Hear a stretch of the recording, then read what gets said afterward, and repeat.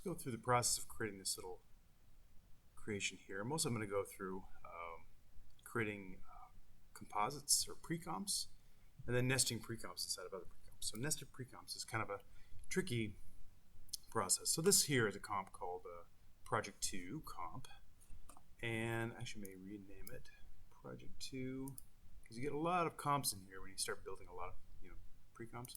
So I'm going to right-click and hit rename and hit Project2 final build. Cool. So that's this. What this is made of are a bunch of other comps inside of those comps. So if I click on this comp here, if I double click it, actually I can launch into it. Here's a pre-comp here. So this is a pre-comp here called Composition Panel 3, which makes sense because it was part of the Project 2 Final Build comp. And actually I'm going to call this Panel 3 instead of that. I'm going to rename this Project 2 Panel 3. So everything's in a thing called Project 2. This is Project Panel 2. So I'm going to actually right click on Project 2, rename it, copy this name, Control C, go to Panel 2, right click rename, paste that, and Panel 1, this overall panel here, and rename that one, Panel 1 comp. Awesome. So if I go to panel this one, this is actually made up of two separate other comps. So pre-comp to another set of pre-comps. So this one is this, and it's made up of panel 1 spinning comp. So this is going to be panel 1 spinning and panel 1 overlay. So there's two different comps there. If I dive inside of there, there's panel 2 overlay. Then go back out to the previous panel. So now up here you can sort of see there's this grouping, nesting. So panel 1 overlay, I can go back to my panel 1 comp here, go back all the way to the beginning one, and just kind of flip between these three panels here. So this kind of shows the nesting process. So panel 1 overlay, again I'm going to go ahead and right click rename, or hit enter, paste that, Project 2 panel 1 overlay, and I go to this guy, double click it on the panel 2 spinning comp, which is panel 1 spinning comp, sorry. Alright, so I'll show you how I build these things. So back to the top level comp.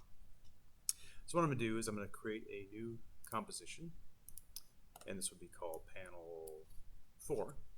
So just Control V, paste Project 2, panel 4, and I don't know what this is called yet, so I'm going to just leave a descriptive adjective out. 5 seconds is plenty fine. These should be short, short bits.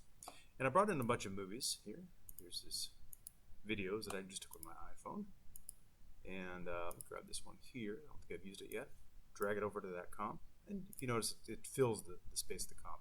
If, by the way, you can't find your layer control here, just go to layer, and it might actually be under view. View, show layer controls. There you go. So there's that. I'm going to scale this down a little bit. Feel free, in this case, you can scale non-uniformly if you want to.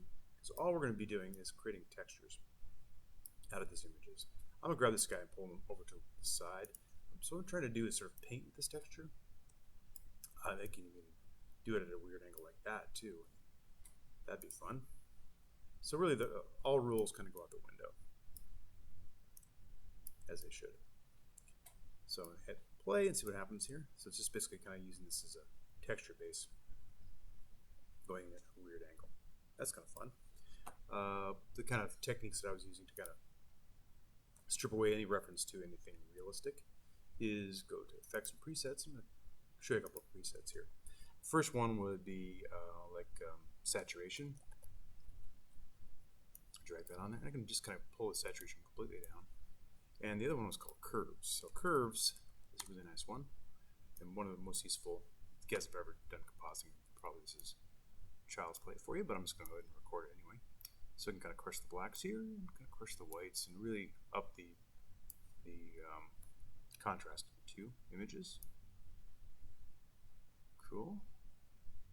And in the saturation too, I can, even if I wanted to, colorize the image, which is kind of cool. It'll actually keep it black and white, but I can create an image and change the coloration. Here's the hue, pop that around, open this up, and change this kind of a color wheel there. I'm sort of sticking with this kind of bluish tint, so I'm going to keep the blue down. Colorize saturation is so I'm desaturating, but I'm adding a color and desaturating that on top of it, so you can get kind of that cool thing. So let's put another layer on top of that one, and let's go in and find another one, which is under our project folder. Grab another image and see what we can throw in there to contrast with the previous one. Here's some cool spray stuff. If you don't click on this, it'll open up its own little preview window. You can sort of see a little fountain thing going on there. I don't know if that's going to be really as useful as I want it to be, but I can use that to kind of break up the texture. Cool. Let's go back to the composition here. So this is the footage, little footage comp. I can close that window if I don't need it. Go back to the composition. Let's drag that on top of that. That's actually the wrong comp. So let me undo that real quick. Let's go back to the comp that I wanted, which is Project2 Panel 4. Again, naming these things is super important. You might end up in the wrong panel, the wrong comp panel. I'm going to take this guy and really, it's pretty desaturated already, so I'm going to take the curves again and apply it to this one. Really crush the, I don't want to crush the whites too much, but I'm going to really bring the black up like this, so I can crank away at it. Okay, that upped the saturation. Just bring those curves up like that. I really brought the saturation up, so it's not bad. Especially when I combine it with the previous one. The combination here, by the way, is mode normal. And if I switch this from normal to difference, you might get a fun little effect there. So that's kind of how I had this first final look on this right here is actually a difference between the two.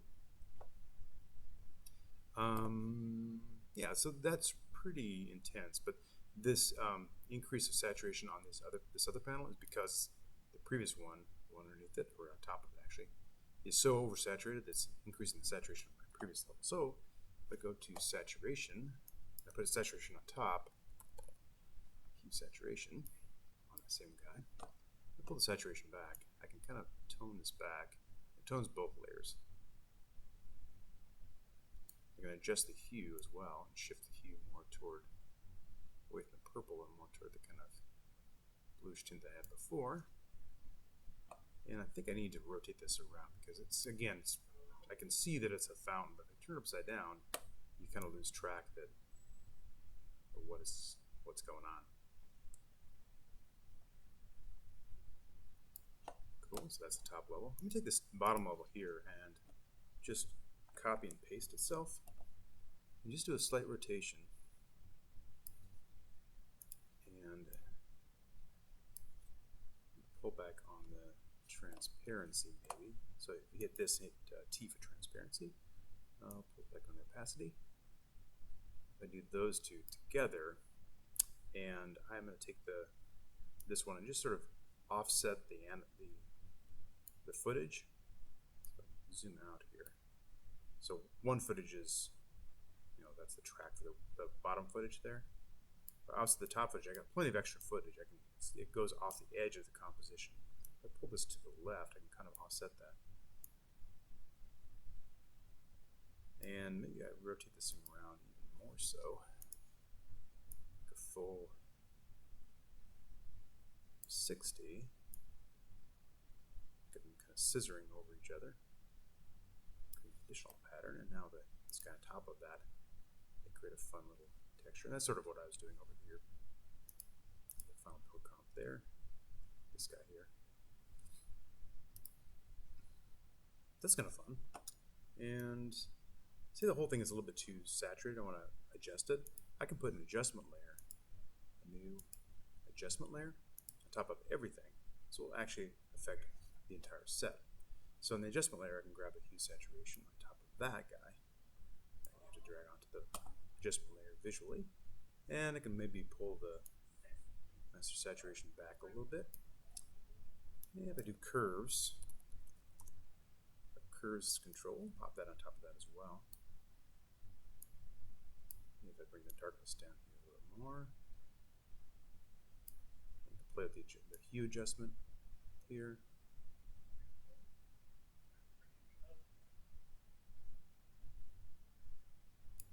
There you go. That's already saved. I don't even have to hit save. Go back to the Project2 panel overlay. Oh, sorry, final build comp. Go to my project folder again, and I put everything inside of a comps folder. So let me make sure that is actually in the comps folder. It is. That's called Project2, panel 3, panel 4. Drag this down there. And I scaled each one of these. So the scale on this pre-comp here is 89. So this guy here has to be the same.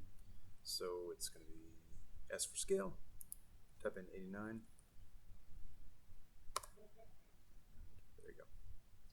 And you can get these guys to align. There's an alignment tool. And I don't know why that layer control Shift H keeps going away. You can select multiple objects and go to align here. And you can just align those vertically. And these guys here, all three of those, you can hit distribute horizontally to distribute. So if there's one that's off a little bit, then all three of those will distribute them correctly. So there you go. That's basically how I did that.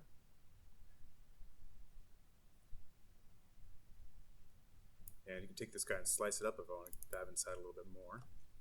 And say take this whole thing all together, and if I pre-comp that, just go to pre-compose. And this one will be called Project2 panel 4 pre-comp. Comp 1 maybe. So that one is now a pre-comp, so I can go dive inside that layer. I've got inside of that pre-comp, I've got all the different parts. This is going to basically have how you can make groups of the layers.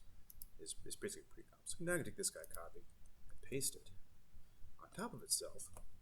And with this one, yeah, I'll leave it be. I'll go in here and just slice it up like this. And this one I can put in another effect here. Put in a adjustment layer. Sorry, an adjustment. Just a few again. It's fine. Saturation. So this pre-comp all together, this is the original pre-comp. I'm taking the pre-comp and making a layer version of it, and here I can switch the saturation around. I can change the hue, colorize.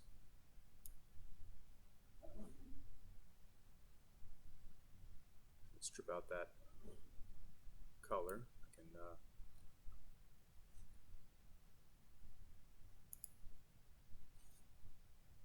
darken it. I find curves to be the best way to really control the lightness and darkness of something. And there you go. Go back to the masks here. I can take the same mask and alt drag over. No, that doesn't work actually. Take mask 1, just copy and paste it.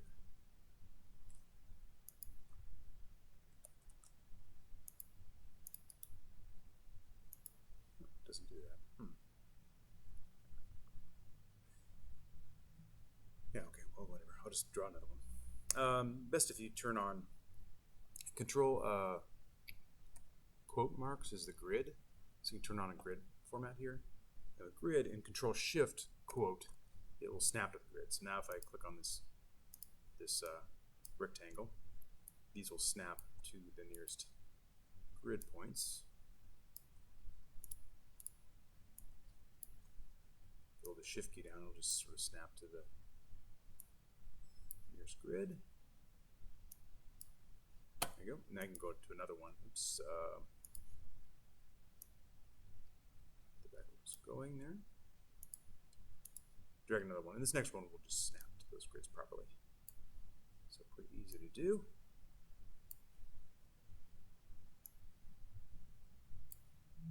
So a nice way to kind of chunk up this piece in something more visually interesting. Well, it's an uneven number of grid points. That's okay. I'll go with that. Now what I'm going to do is we have currently 6 masks here. I'll do another set that goes across the top this way. And instead of the mask being additive, I'm going to use a subtract. It will cut away all those pieces, or you can use a intersect.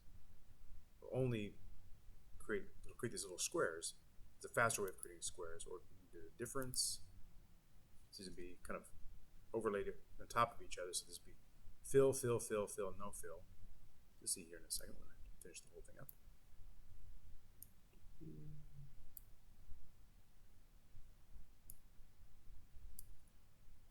A fun way of doing interesting patterns. These all should be difference. You select a bunch of them and switch them all to difference. They'll all switch simultaneously. A little speed effect there. Now you have sort of a checkerboard pattern. And control quote mark again. Hey, space bar for play. I'm really breaking the heck out of that thing up.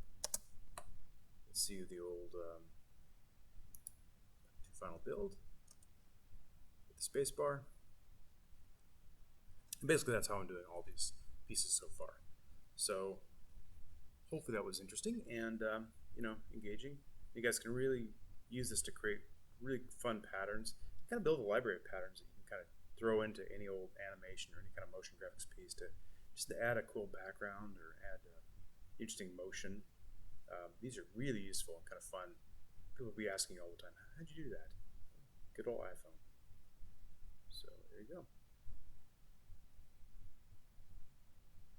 It's almost like a kind of stained glass effect. Cool. All right, have fun, guys, and I'll see you on Tuesday. No. What day is that? That'd be Wednesday. Okay, see you guys Wednesday.